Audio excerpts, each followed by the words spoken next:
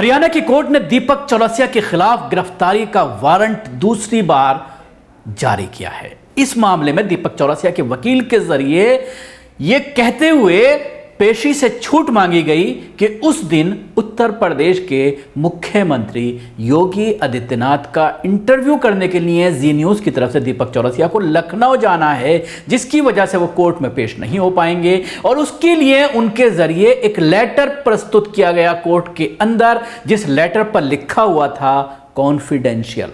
इस लेटर के बाद कोर्ट में जो जज साहब मौजूद थे वो वकील के ऊपर पूरी तरह से बिगड़ पड़े और ये कहा कि ये एक सरकार का, एक राज्य सरकार का कॉन्फिडेंशियल लेटर है, आप इसको कोर्ट में किस तरह से पेश कर सकते हैं। और उसके बाद गिरफ्तारी का वारंट दीपक चौरसिया के खिलाफ और उसके साथ ही जिन लोगों ने इस मामले में 2013 का ये मामला है, 10 साल की एक बच्ची का मामला है जिसको लेकर के फर्जी रिपोर्टिंग की गई थी दीपक चौरसिया के जरिए, और उसमें लगातार सुनवाई चल रही है हरियाणा की एक कोर्ट में। और उसके बाद दीपक चौरसिया का यह दूसरी बार गिरफ्तारी का वारंट जारी किया गया है और कोर्ट ने यह कहा है कि अब किसी भी कीमत पर कोर्ट दीपक चौरसिया को बख्शने के मूड में नहीं है। दर्जनों बार वो कोर्ट से पेश ना होने की किसी ना किसी बहाने से इजाजत ले चुके हैं, छूट ले चुके हैं, लेकिन अब उनको बयान के लिए कोर्ट में आना ही पड़ेगा, कोर्ट में पेश होना ही पड़ेगा, अब उनको नहीं छोड़ा जा सकता। यह बात हरियाणा की कोर्ट ने कही है और उसके साथ ही जो जमानती हैं, जमानती को भी नोटिस जारी किया है और जमानत खत्म करने की बात कही जा रही है। इसका मतलब यह है कि अब दीपक चौरसिया अगर कोर्ट में पेश नहीं होता है या हायर कोर्ट में अपने माई बाप से जुगाड़ लगा करके कोई आगे कोई कार्रवाई नहीं करता है तो शायद दीपक चौरसिया अब गिरफ्तार हो जाए। पत्रकार न्यूज एंकर दीपक चौरसिया के खिलाफ 2013 के एक मामले में एक 10 वर्षीय लड़की और उसके परिवार के कथित रूप से मॉर्पेड एडिटेड और अश्लील वीडियो प्रसारित करने और उसे यौन उत्पीड़न मामले से जोड़ने को लेकर एक और गिरफ्तारी वारंट जारी किया गया है। अतिरिक्त सत्र न्यायाधीश गुरुग्राम शशि चौहान ने सुनवाई के दिन 4 फरवरी को उत्तर प्रदेश के मुख्यमंत्री योगी आदित्यनाथ के साथ पूर्व निर्धारित इंटरव्यू के कारण कथित रूप से अदालत में पेश होने में विफल रहने के बाद उनके खिलाफ गैर जमानती वारंट जारी किया। हालांकि उपस्थिति से व्यक्तिगत छूट की मांग करने वाला एक आवेदन उनके वकील द्वारा दायर किया गया था। अदालत ने कहा है कि चौरसिया या उनके वकील के किसी भी हलफनामे का समर्थन नहीं किया गया था। न्यायालय ने यह भी नोट किया कि उनकी अनुपस्थिति को स्पष्ट करते हुए बिना किसी ठोस दस्तावेज प्रमाण के दायर किया गया था।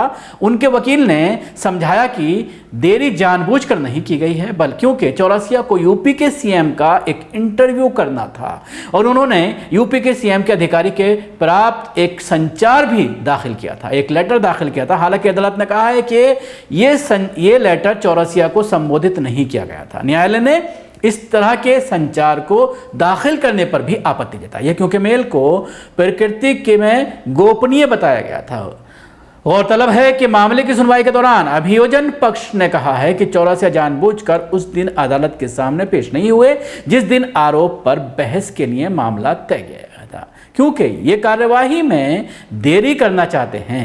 समग्र परिस्थितियों को ध्यान में रखते हुए कोर्ट ने कहा कि मामले की परिस्थितियों को ध्यान में रखते हुए वर्तमान मामला पहले से ही बहुत पुराना हो चुका है और पॉस्को अधिनियम के तहत दर्ज किया गया है और आवेदन आरोपी द्वारा व्यक्तिगत छूट के लिए दिया गया।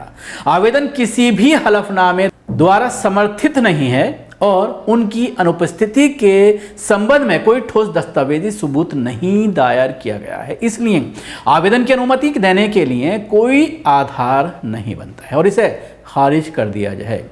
इसके अलावा अदालत ने चौरसिया के जमानत बॉन्ड और जमानतदार बॉन्ड को भी रद्द कर दिया है। चौरसिया के खिलाफ 2 मार्च 2022 को गिरफ्तारी का वारंट जारी किया गया था। सीआरपीसी की धारा 446 के तहत उनके जमानतदार को नोटिस भी जारी किया गया था। ये दूसरी बार है जब उनके खिलाफ इस तरह का गिरफ्तारी वारंट जारी किया गया है। इससे पहले 28 अक्टूबर को गुरुग्राम कोर्ट ने इसी तरह का आदेश जारी किया था जब चौरसिया ने गंभीर स्वास्थ्य स्थिति के आधार पर अपनी व्यक्तिगत पेशी से छूट की मांग की थी। हालांकि उनके आवेदन को चिकित्सा रिपोर्ट द्वारा समर्पित नहीं किया गया था, इसलिए अदालत ने उनके खिलाफ गिरफ्तारी वारंट जारी किया। चौरसिया उन 8 लोगों में शामिल हैं जिन्हें 10 साल की बच्ची और उसके परिवार की एडिटेड अश्लील वीडियो प्रसारित करने और वीडियो को आसाराम बापू के खिलाफ यौन उत्पीड़न मामले से जोड़ने पर चार्जशीट किया गया था।